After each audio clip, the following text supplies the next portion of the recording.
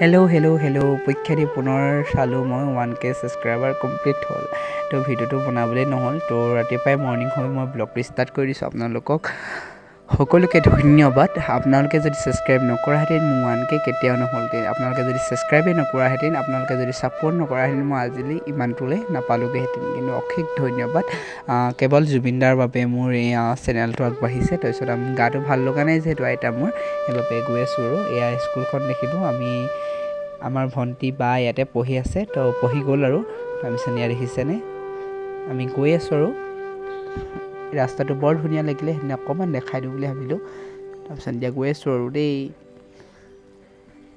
এতিয়া আহি পিনে মেডিকেলৰ সকলো বস্তু দেখুৱাই এতিয়া আমি ঘৰলৈ বুলিয়ে উভতিছোঁ আৰু ভিডিঅ' কৰিবলৈ অকণমান বেয়া পালোঁ, তো সেইবাবে এতিয়া ভিডিঅ'টো কৰি লৈছোঁ আৰু আপোনালোকে দুখ নিদিব দেই। আপোনালোকে আজি